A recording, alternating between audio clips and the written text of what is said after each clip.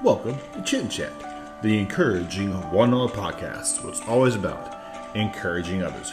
Get back and relax. Enjoy the show. This is Chit Chat. Our first song today is by the Chris Jones Band. They're from the Pacific Northwest. I love sharing Chris's music.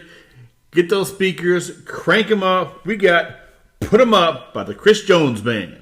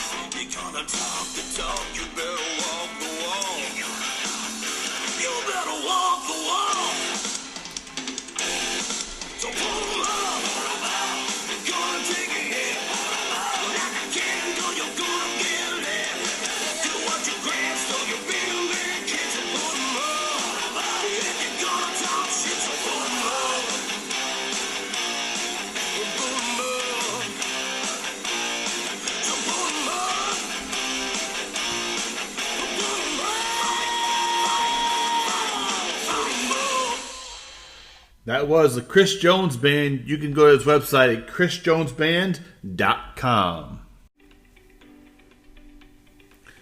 19th Hole and Bar and Grill at 2171 Erlands Point Road in Bremerton. Are you looking for a place to wind down for some nice cold beverages, some amazing food, and amazing customer service as well? Come on down to 19th Hole Bar and Grill.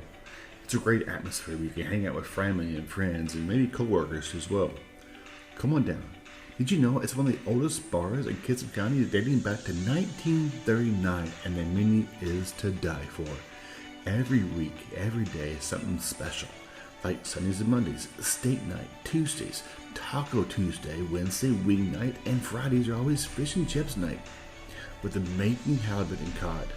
I also got burgers, sandwiches, salads, and much, much more. And you've got a banquet room for bigger gatherings of friends and families for like birthday parties and whatever shindig you got. Did you know they are rated #1 bar and grill in the best of Kitsap County in 2022 and 2023? They're locally owned and operated. Maybe if you're too busy to stop in, place your order today. Call 360-813-3501 or go to the website at 19thholebarngrill.com today. Their hours are 11 to 11 Monday through Friday and 8 to 11 Saturday and Sunday. This is 19th Hole Bar and Grill in Bremerton. Eat local, eat well.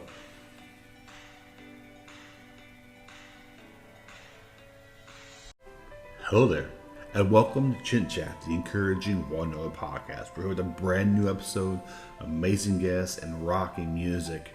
Our music today is featured by Chris Jones, his brand new song Put 'Em Up, Corey Coons, his song Leaving, and Rocky Michael's In Your Life. I might just throw in another song at the very end. We'll surprise you on that one. Now, I love reaching out to people all over the world and asking me a part of this podcast. And I love it when they say sign me up or count me in. And I was totally floored. And my guest I have on today said yes, he'd love to be on.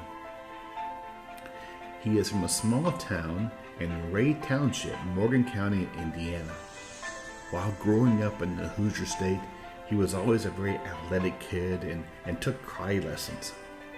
All of his young pictures growing up, he referred to himself as the original Karate Kid at 12 years old.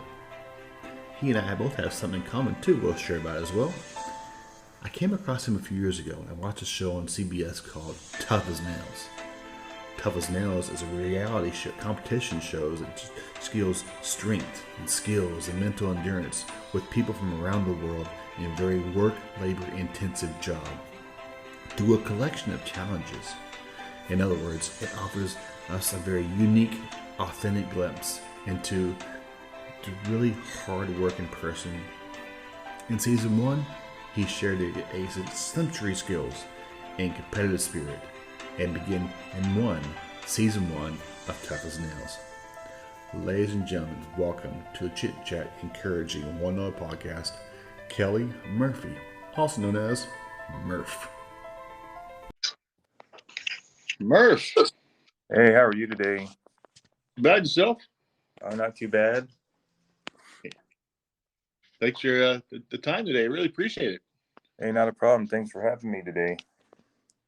Ever since you said yes, I was like, dude, Murph's going to be in my show.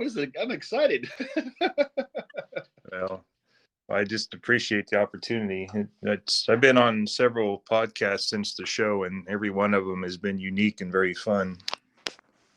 That's awesome. Before we get into some fun conversations, I like to throw some icebreaker questions at my guests, kind of get the wheels churning a little bit. I already did a brief introduction about you, and I'm excited to hear about your story. Number 1, if you have a theme song as you entered the room, what would your theme song be? I would say I'm a big metal fan. Five Finger Death Punch, the song is Back for More. Okay. What kind of drives that song for you? Well, it just talks about if you get knocked down, you got to get back up. No room for second place.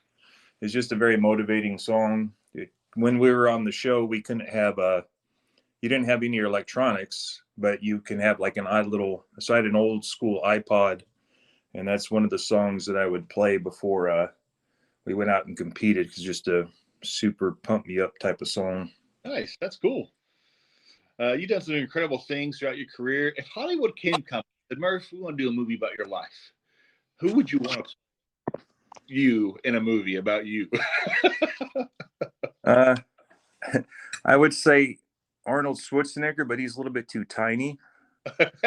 So no, just kidding. I would say like Kurt Russell. Just he has because I always get accused of having a serious look on my face all the time, but I can still have a lot of fun. I think Kurt Russell has that seriousness look, but he has the ability to laugh and have fun. So I would probably go with him. Okay. Number 3, I love a good sandwich. I don't care. You pile meats and all kinds of cheese. What's your favorite sandwich? Probably a steak sandwich without the bread. Without the bread. Okay. Yeah. So, yeah, I'm not a sandwich guy, but I will definitely, maybe they could do the bread on the side. There you go. What's your worst job you ever had? Well, I would say recruiting duty when I was in the Marine Corps wasn't the worst. It was the hardest, probably. Mm-hmm. The worst job, I would say, I'm not going to name the institution, but I worked for an institution where I loved the job and I loved what I did, but the culture and some of the people weren't the greatest. Mm. So I'll just leave it at that. Okay. And finally, what is something you're really good at and something you're really bad at? I would say the ability to figure out, like if I get tasked with something and it's something I haven't done before, whether or not that's doing something with the vehicle or a work task, just the ability to research, maybe even watching a couple YouTube videos and just being able to figure something out. Okay. For my listeners out there who might not know about you too much, you share a little brief bio about yourself, like kind of born and raised, and some of that jazz. Okay. You said, well, I was born in Indiana. It's a long story. When I was 2, my parents moved to Southern California because my dad's a California native. And then when right before 8th grade, they moved from California back to Indiana. I grew up in Southern California during those years as the BMX era, so the freestyle bikes. So me and my friends and I would be out riding bikes all day and doing all the trick stuff on our bikes. And then when I moved to Indiana, it was definitely a different environment. I lived in a small, very, very small town right in the middle of a cornfield. Mm-hmm. Then went to high school, like I said, in Indiana. And sometime towards the end of my senior year, I joined the Marine Corps. That's pretty much, I didn't have a, traumatic childhood or anything crazy, pretty normal childhood with the exception of, moving from one part of the United States to the other, which was extremely different. But, Mm-hmm. As your little kids, I think adjust pretty well to their environment. Across the article where you referred to yourself as the original Karate Kid. You want to share about that a little bit? So when I was in 6th grade in Southern California, my 6th grade teacher, his Dr. Freed was his name. He was actually a karate instructor as well. So I took karate lessons at his studio out of his garage, just because he was just a real stand-up guy. He's just a great teacher. So I wanted to learn, karate from him. And then shortly thereafter, the movie Karate Kid came out. So I used to make a joke that I was the original Karate Kid. Nice. When you graduated from high school, did you have a plan, or did you just sign up for the Marine Corps then? So it was February of my senior year. I had no plans after school. Now, I had checked out some of the branches of the military. I had checked out like the National Guard. I checked out the Army. I looked at career centers. I looked at automotive schools and things of that nature. And then right before lunchtime in English class, one of my friends turned around to me and said, "What are you doing after school today?" I said, "Nothing." He said, "Why don't you go talk to the Marine Corps recruiter with me?" He had already joined the Marine Corps. So, he's looking for, those 1 or 2 buddies that join under his name. So, he can, hopefully get promoted out of boot camp, that, that incentive if you bring a few of your friends in. So I went and talked to the recruiter. It was a Monday. And I went home and told my parents, this is what I want to do. I was 17 at the time. So they met with the recruiter on a Wednesday. And then that Friday, I enlisted in the Marine Corps I signed a 6-year contract. Okay. So it was a pretty, I think deep down inside, I knew the military is what I wanted to do. But when I saw that Marine, and he was different, the other branches told me kind of what they could do for me or whatever. And the Marine Corps recruiter was more like, why should I let you be a Marine? like, wow. So you find yourself almost selling yourself to the Marine Corps on why. Because when somebody poses you that question, I mean, 17, I'm not expecting to explain why I'm good enough to be part of their organization when all the other organizations were like, hey, this is what we can do for you. These are the things. The Marine Corps recruiter was just like, well, why should I let you be a Marine? Mm-hmm. So you're almost selling yourself on why you should be one.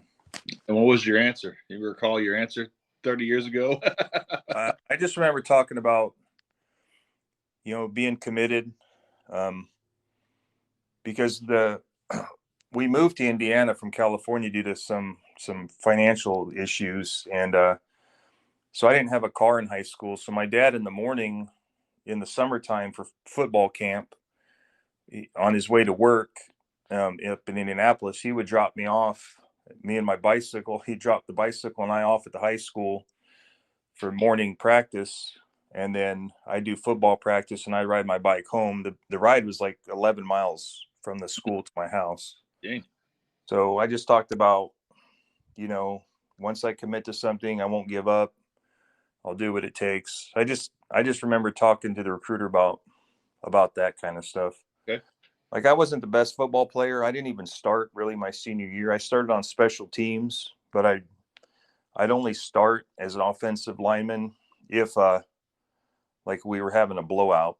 Okay. So, but I never quit. I mean, I stayed with the sports until the end of the season. So I just talked to the recruiter about those things. When I came across some articles about you, a lot of them said former Marine. That just makes your skin crawl. There are no former Marines. Am I correct? Well, it doesn't hurt my feelings because a lot of the general public just, they don't know. So I don't mind the term former Marine, retired Marine. I said the only one that I think that gets to me or would get to me is when somebody says you're an ex-Marine.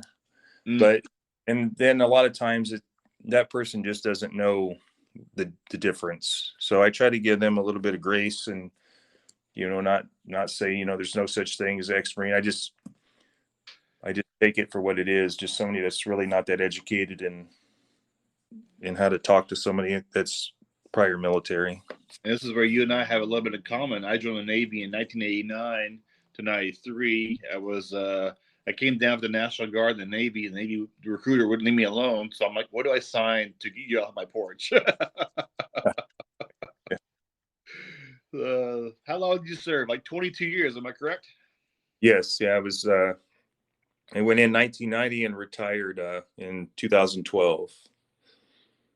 Being in over 20 years leading Marines, what are some things that really taught you that you still carry with you today, like honor, respect, stuff like that?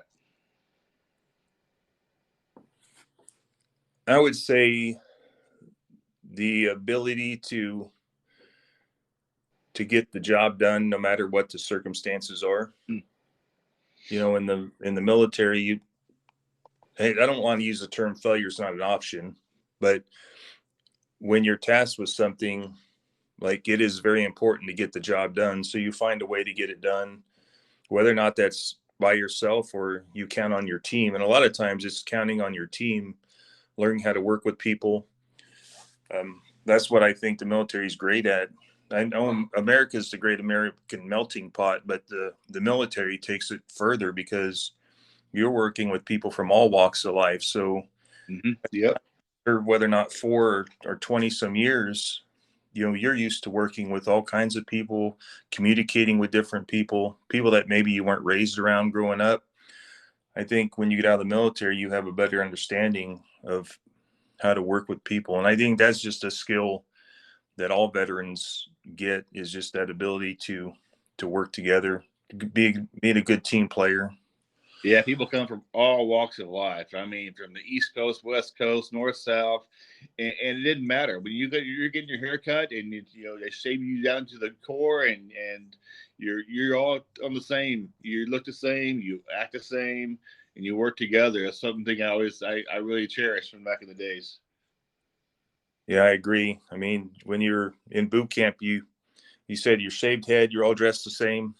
They take the individual out of you and then start building you up as a unit, as a team. Well, thank you so much, really, for the 20 years of service, 22 years of service, for defending our freedoms. Some folks take for granted these days. I really thank you for your time and your commitment to serving our great country. So thank you so much. Thank you. And a few years ago, July 8th, 2020, I came across a show called Tough as Nails. And what got you to be on that show? That was cool to watch. Well, I appreciate it. Yeah, it was a great opportunity. It's a long story. I'll try to summarize it really quick. Back in January of 2019, I had a gentleman that sent me a message through Instagram, said, "Hey, I'm a casting producer for Discovery Channel. I'd like to talk to you about a show." So I thought it was like a scam or a joke, so I deleted the message. So the responded back, like, I don't know, maybe a day or two later. He sent me another message saying, "Hey, I don't know if you got my first message, but I am a casting producer for Discovery Channel." And he gave me his information. He's like, "Check me out." And I'm like, so I went, and like his links worked. He was a legitimate casting producer. So I did casting. I did a Zoom call with him and one of his colleagues for this show that Discovery Channel was putting together. And their show just never really got off the ground. So I just thought, well, that was a neat experience. Never, did casting in Zoom calls for a television show before. So months went by. Approximately October of 2019, I got a message. She said, "Hey, CBS is doing the show. You need to check it out." And he sent me a link. So I said, "What the heck? I'll fill out the link." So I filled out this link from CBS. It took like 30 seconds. That afternoon, CBS sent me a message. Gabriel from CBS Casting said, "Hey, can you do a Zoom call tomorrow?" So I said, "Sure." So I did a Zoom call with Gabriel and the casting director for the show. And then another week later, they sent me another request. "Hey, we loved your Zoom call. Can you do another one?" So this time I did a Zoom call. With this time, it was Phil, the host of the show. There's three other producers, Anthony, Andy, and his wife, Louisa. And it was a very short Zoom call. So when the Zoom call was over, I just thought, okay, that was a great opportunity. Nothing's going to come of it because the call was so short. And then another couple days went by, and CBS sent me another message. "Hey, can you be in California at the end of December for a week just to do some casting stuff?" So they flew me out there. We did some casting stuff, talk on camera, do some medical, like physical stuff. And then that was right before Christmas of 2019. And then I think January 2nd, Jenny, the casting director, called me and said, "Hey, can you be out here January 15th for 30 days for filming?" And like, I think so, but I need to check with work. So it worked out, and I was able to get those days, and flew out to California, where we taped all 10 episodes within that 30-day period. That is crazy. Was someone that kind of encourage you to do that, or you was like, "Oh, go for it. What the heck?" Yeah, I hardly watched any reality TV. Like, I knew who Phil Kogan was, but I never had watched The Amazing Race. Mm-hmm. So he kind of teased me about that when we actually got to talk a little bit more, getting to know each other. I love Race. Oh my God, I love that show. Yeah, Phil is definitely a good guy. When you see him on TV, he's the same person in real life, approachable, like 100% a really good person. Something about the show I really like the most is you're working together as a team, unless it's the individual competition. There's no voting people out. You work together from each task. I think that is so cool. Yeah, it's very unique, because normally, you either get voted off a show or you get eliminated. Mm-hmm. You do get eliminated from the individual challenges, but you stay and you compete with your team. So it really gives, not only you get to know your teammates better and the other competitors better, but America gets to know you a little bit better as well, because you're with them the whole season, whether or not, because as a show, if you get eliminated episode 1, America never sees you again. Yeah. So it really gave the audience a chance to really bond and get to know all 12 contestants a little bit better. I had a chance to have Larry Nables on a few episodes a while back, and I have some other guys lined up from the show as well to get their perspective. So it's really cool hearing, there's no alliances. There's no, you go for it, and as an individual challenge, you just bust your butt and go for each challenge. That's really, really cool. Yeah, I really enjoyed seeing you and Danny Moody going back to back.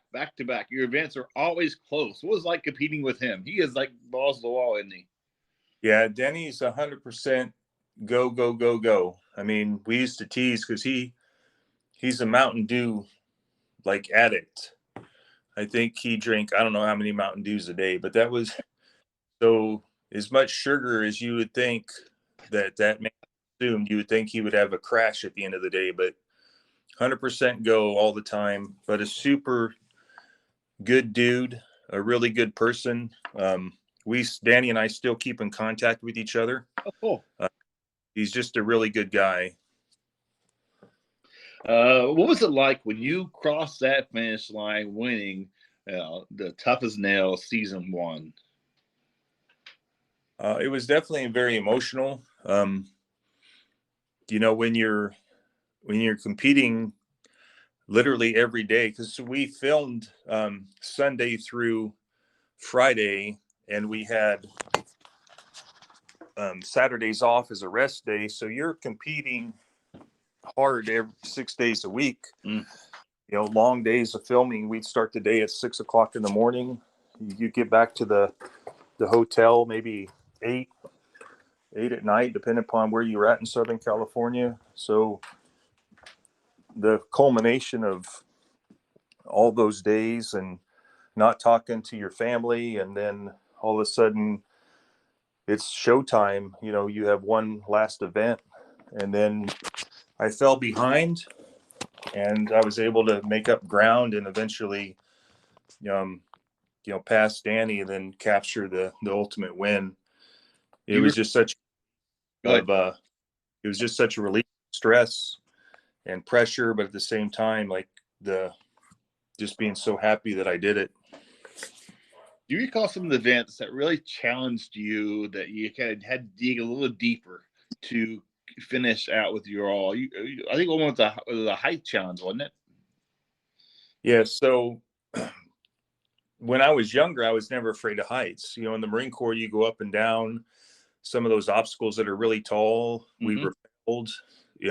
I've flown multiple times in helicopters in the Marine Corps, did stuff with heights in the Marine Corps. But as I got older, due to some accidents and just a few bad experiences, I started developing a fear of heights. And then when I retired, I never thought about heights again until one of the challenges on the show, we had to do some stuff that involved heights. And I was like, oh man, I didn't even think about heights when I agreed to do the show. And I was able just to kind of put that fear to the side and ended up doing pretty well that challenge. And then later on towards the end of the season, I had to do another event with heights. The one event that I thought I was going to be eliminated, and somehow I ended up pulling it out. and that's probably my best memory of the show. And I talked to that on the show about just being scared and still being able to accomplish the job or the mission. Mm-hmm. And that's that my kids were able to see on TV when that episode came out. So that's probably the proudest part of the show for me, is the ability to be able to show my kids that, you know, you can persevere even through some of the toughest things in life. All right. And you made a special appearance on season 3. What was that like when they contacted you to be on season 3 to kind of help with the challenge? Yeah, it was pretty awesome. Phil contacted myself and Merrill from season 2, the Air Force veteran, and was talking to us about challenges. And we wanted to, just the way that worked out. I'm sure in the future there'll probably be like more of an Air Force challenge, but that episode, the season 3 premiere, turned into be really a Marine Corps episode, because it was all supported by Marines. We filmed it on Camp Pendleton, and that's where I was stationed at most of my career. So when Phil said, "Hey, can you come out and like co-host with me?" It was just awesome. Not only did I get to help put together some of the challenges, but also to co-host with Phil and be out there for the couple days watching the new competitors try to achieve that title. It was just an amazing experience. It'd been the first time I'd been back to Camp Pendleton since I retired. Wow. So a little extra special. When you finally retired from the Marines, and when folks retire in general, they're not sure what they want to do. They kind of bounce around, kind of figuring out what they want to do. Did it take a little while to find you a career to when you stepped out of the military field? How difficult was that for you? Oh, it was, to be honest, it was tough. They, I went back to school when I think I was about 12 to 13 years in the Marine Corps when I went back to night school. Ended up finishing my bachelor's and master's. So when it came time to retire, I thought, man, veteran, have my education, all this experience. I think I applied to 65, 70 jobs, ended up getting a handful of interviews, and, ended up getting a job in a career field that I never wasn't even trying for. So I think that's one thing when I talk to, sometimes the local base here asked me to come talk to their personnel that are transitioning. That's just one of the things that I talk about, is you can never be too prepared to face life in the civilian world, because just when you think your resume and your experience is good enough, there's always somebody that has more than you. Mm-hmm. So you definitely can't over prepare for that transition into the civilian world. Like I said, I ended up getting a job as an HR manager. That was not the direction that I was going. HR not even in anywhere in my resume. I ended up getting an HR position. I went to a career field, and there was a former Marine there, retired Marine. And he said, what are you doing? He worked for the company for Lowe's Home Improvement. I said, well, I'm retiring, looking for a job. He's like, apply to Lowe's as HR. I'm like, why? He's like, because stuff you do as a senior, as a first sergeant in the Marine Corps, that's HR stuff. So I'm like, okay, I'm going to take your word on it. So I applied for Lowe's, and within like a couple days, I had to interview for an HR position. Oh, wow. So definitely not the route, like I said, that I was going for. But that's also when you transition, then you start calling all the people that you know, because that's how I ended up getting a job, is because I knew somebody that knew somebody else. And so don't always count on your resume. Sometimes count on your connections. And what do you currently do now? Well, I currently work on Whiteman Air Force Base. I'm the facility space planner for the installation. So what happens is I analyze all the buildings on base and make sure that the units that operate them have enough operating space. And if they have not enough space, we try to find them more authorized space, or maybe if they're not utilizing the facility to its full potential, we'll help them maybe organize their unit a little bit more. That way, so in the end, we don't want waste. We don't want spaces that aren't being utilized, and the taxpayers are wasting money on maintaining facilities that are underutilized or maybe not utilized enough. Okay. Well, it's been a few years. Do you still get recognized when you're out and about as a winner of Tough as Nails? And people find you and say, "I saw you on Tough as Nails." Yeah, I do. It's I'll be out towards Kansas City, or maybe I think the local community, because I'm in a pretty small community here in Missouri. So people are kind of used to me around here. But when I go to some of the neighboring towns or travel out of state, I do get recognized. And people ask for a photo, and then I'll just talk about the show, because I truly believe in the show, because there was no script. It's 100% real. It's good family content. I think, you can watch the show with your family and not be embarrassed by something that's said or something that's shown on TV. And I want the show to continue. So I'm more than happy to talk about the show or answer people's questions if they have it about the show. Yeah, I just believe it's a really unique show. I mean, you find people from all walks of life, all different occupations, from a drywaller to the flight attendant, girl who works at the airline, anybody, and it's really cool and a great idea and concept for that show. I really, really enjoy it.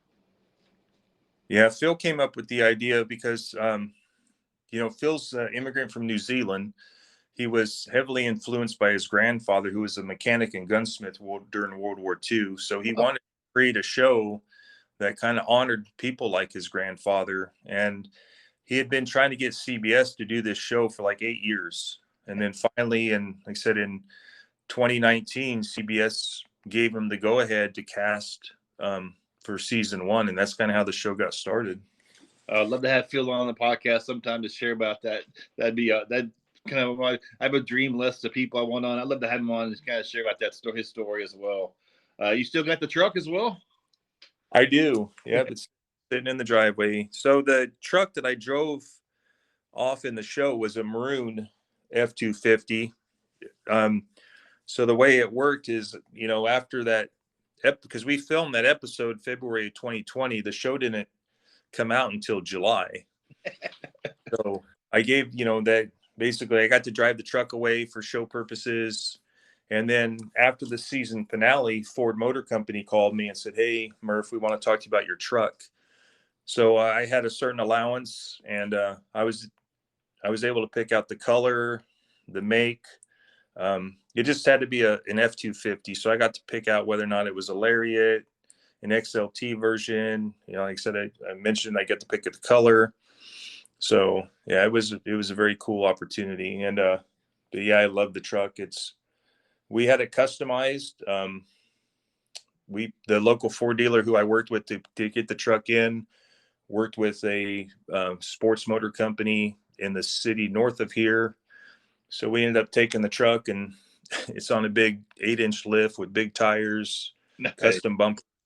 So yeah, it's a pretty special vehicle. That's awesome. This podcast has been around for about 18 months or so, sharing encouragement, meeting people from around the world, and I love hearing your story. Throughout your career, have people inspired you and encouraged you? If so, how? And I just want to keep on encouraging others in this podcast, as this podcast is around the world now. Yeah, I would say a few of my friends that I grew up with the Marine Corps, just taught me like a lot of life lessons on, how to be a good leader, what to look out for. And one of the things that somebody talked to me a long time ago is opportunities. So that's what I talk to a lot of kids about when I go into schools and talk to kids, is because I took the opportunity to do this show. It's led to many other opportunities. So when I talk to kids, I'm a big believer in I'd rather try an opportunity and know, okay, I was good at it, I wasn't good at it, or I was horrible at it, than spend the rest of my life wondering, well, I wonder what could have happened if. So I never want to have the if. Because of the show, I've got to do a lot of podcasts. I've been on been on the local news here. I've been on several radio programs, several podcasts. I do modeling for Ariat, the clothing company. And so all those are opportunities that stem from the show, and then continuing to try other opportunities. And one opportunity I tried, and I was never able to answer your earlier question, one thing that I'm not good at, and that's acting. So, I had somebody reach out to me about a year and a half ago and said, "Hey, have you thought about acting?" And I'm like, "No." They're like, there was a new television series coming out, and they asked me if I would like a role in the show. So they sent me the script with just one of the scenes, and then they gave me I was working with an acting coach from LA who's he helps out big name actors. So he was kind of doing me a favor. So we did several Zoom calls. He helped me learn the script, how to memorize the script, and he was going over the lines with me, and then I would cut a demo tape and turn it in. And I'm a horrible actor. So because I watched the demo tape and I just cringe. So I'm still practicing. Okay. You never know. Like I said, if the right opportunity comes along, maybe one day, but right now I have a lot of work to do. So I know that acting is not my thing, but like I said, I'd rather try it than wonder what would have been if I didn't do it. Right, exactly. I think that's, even for a lot of kids these days, you just try. If you fail, you fall down, get back up. It's okay. I think back at we're roughly the same age. We're kind of raised in a generation where it's okay to fall down and scuff your pants and scuff your face. It's just get back up and keep trying. So I'm with you. Thank you so much for this opportunity. Really appreciate it. Wish you nothing but the best in all you do. Thank you again for your awesome service in the military, serving our great country, and this opportunity having you on the show today. Thank you so much, man. Hey, thank you. I appreciate the opportunity, and look forward to talking to you in the future. Yes, sir. Take care. Thank you. Thank you. Bye.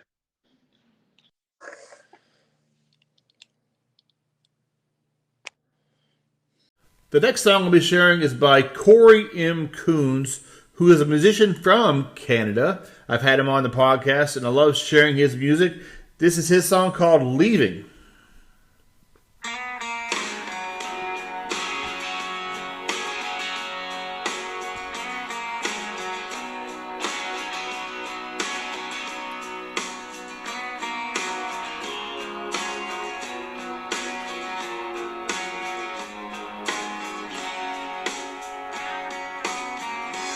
Guess I'm leaving home tomorrow, feeling like it's time to go. Bound for LA in the morning. I think a change might do some good. I'm not looking for the bright lights, maybe just some peace of mind. Everybody needs some downtime to work it out, it's only right. I'm so tired of all the trying, not throwing punches anymore. The past is in my rearview mirror. I left that battle at the door. Now I'm leaving in the morning. I must be on my way, headed for tomorrow.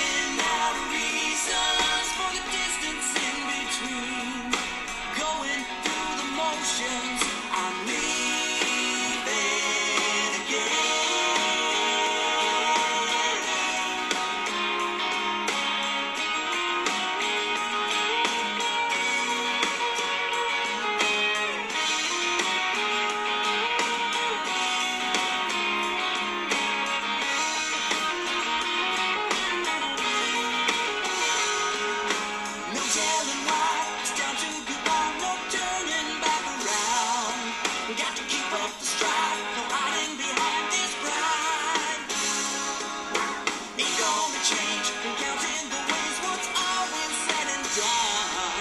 Not wearing me down no more. 'Cause I'm leaving in the morning. I must be on my way. Headed for tomorrow. It's time I make a change. Running out of reasons for the distance in between. Going through the motions, I'm leaving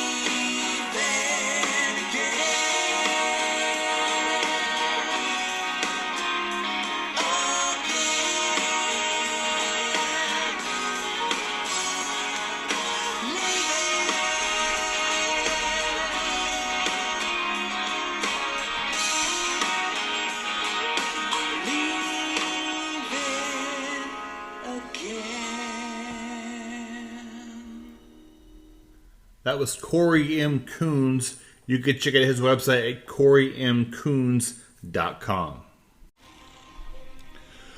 What do you get when you combine a brick oven, some homemade sauces, hand-breaded JoJo's, hand-breaded chicken, homemade dough, all in one place? You will find some of the best tasting food in Kitsap County. I'm talking about Chico Chicken and Pizza. Their menu ranges from all kinds of pizzas and specialty subs.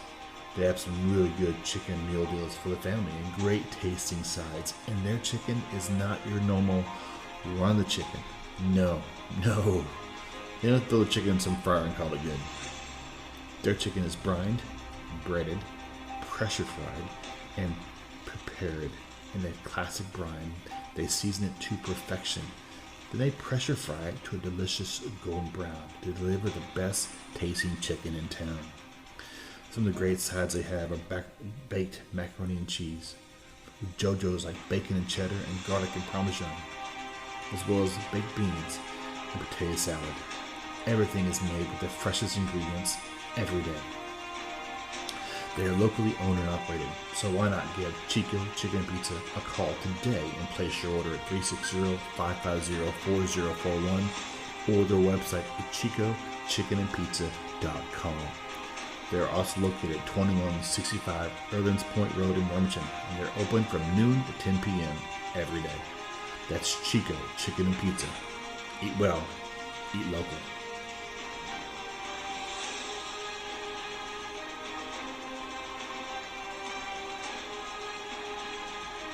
Our last song today is my good friend Rocky Michaels. I love watching his videos. Go on YouTube, check out his videos. This song is called In Your Life, and it is filmed at the Mount Diablo State Park, and my goodness, the scenery is amazing. Check it out. This is In Your Life by Rocky Michaels.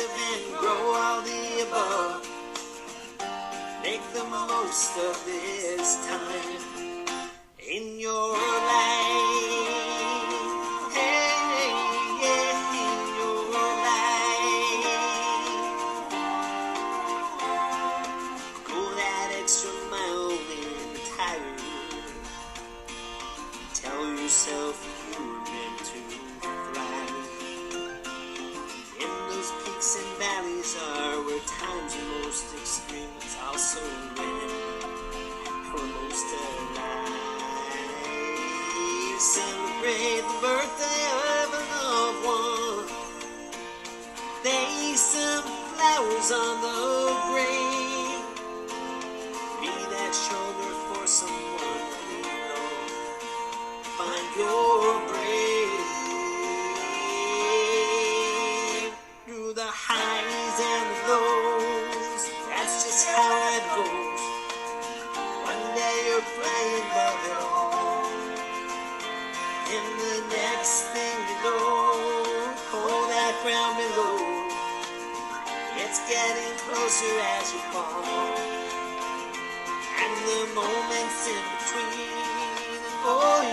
and see how you spend precious time.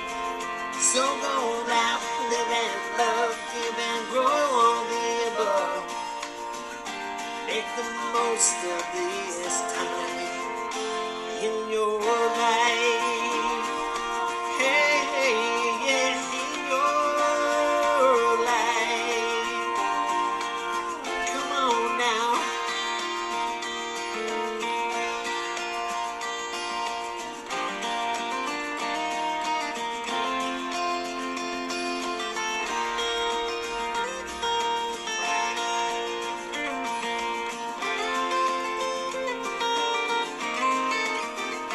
All these moments in your day, life is on display. What's your legacy gonna be? So go laugh, live and love, give and grow all the above. Make your mark for all to see. Oh, in your life. Hey, yeah, in your life.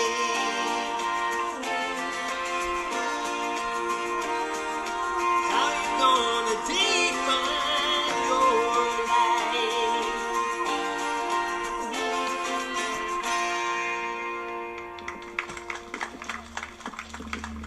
I Was In Your Life by Rocky Michaels. I could just sit and just listen to his music all day. I mean, it's really fun, really just, and his scenery, his videos are amazing. So check out RockyMichaelsMusic.com.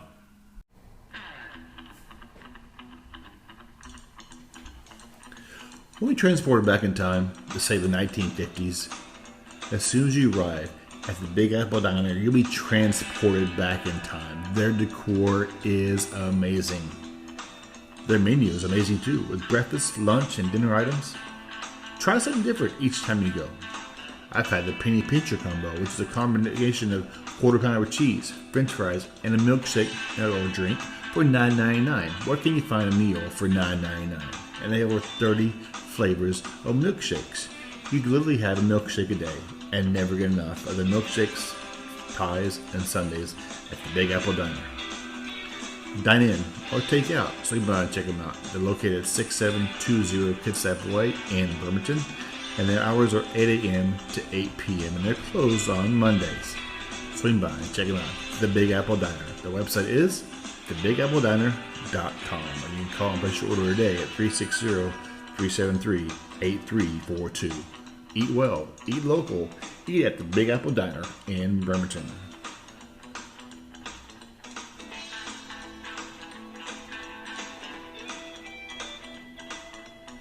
Here is that additional special song that I promised you at the beginning of the podcast.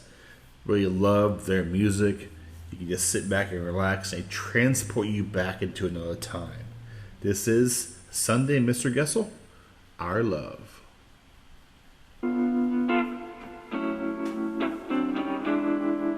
Oh, it's spring again. First time you made me grin. Elated by your smile. And I'm just wild about your style. You've kept my heart spinning all the while.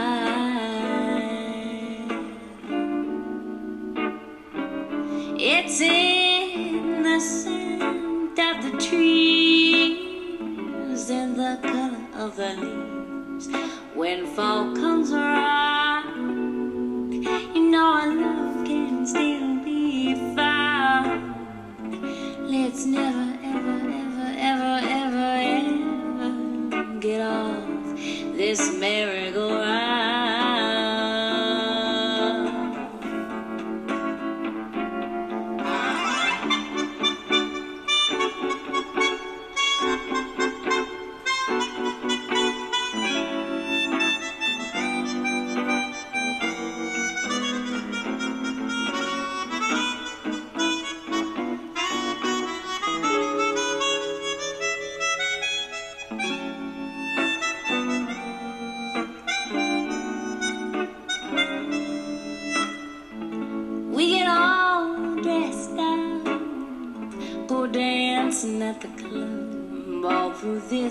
it to freeze.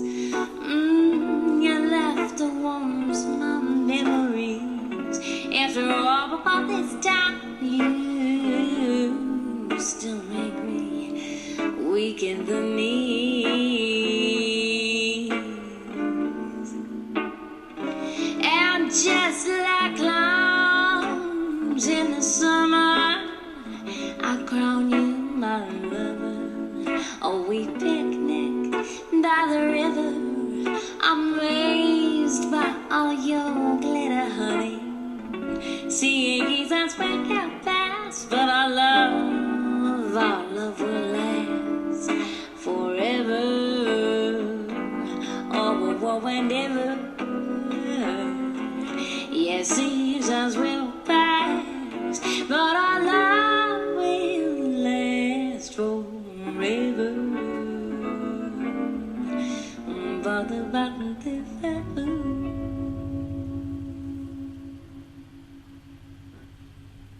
That was Our Love by Sundae and Mr. Goessl.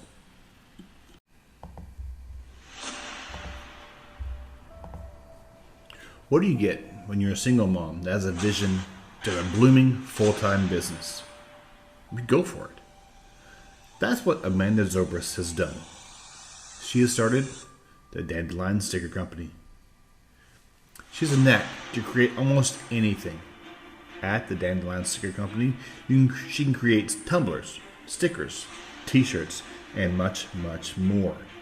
From little sizes to big sizes to really big sizes, she wants to make your vision a reality.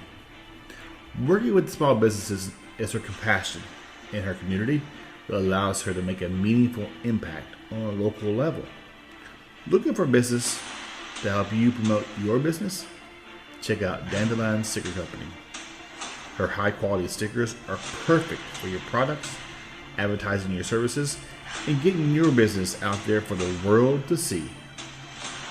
I'm so excited that the Chit Chat Encouraging One Another podcast will be working with the Dandelion Sticker Company to create merchandise to sell in the future. Please reach out and let us know what you might be interested in. Got some ideas that you want created for your business or personal use? Check out dandelionsticker.com. Dandelion Stickers is locally owned and operated in Silverdale, Washington, but you can reach her easily by emailing dandelionsticker.co@gmail.com. You can also find her on Facebook too. Make your vision a reality with the Dandelion Sticker Company today.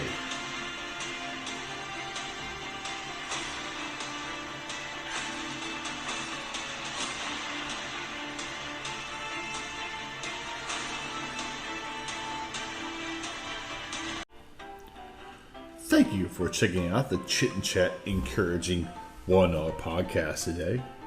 Really fun time, fun interview with Kelly Murphy, winner of Season 1 hit show on CBS, Tough as Nails. Fun guy, great guy to talk with. Also, we had great music by the Chris Jones Band. Their website is thechrisjonesband.com. Corey Coons, his website is corymcoons.com, and Rocky Michaels, his website is rockymichaelsmusic.com. Every Wednesday, brand new episodes of amazing people, amazing guests, amazing stories, and incredible music by artists from all walks of life. You can hear this podcast anywhere you can find your podcasts: Spotify, Anchor, iHeartRadio, and now on TotalMixRadio.org. Hope you're enjoying this, because I am. I love talking to people, getting this story, and just having a fun time. This is Chit Chat, the Encouraging One Another podcast. I'm your host, Jody Sheffield. Thanks for listening. Till next time, have a great day.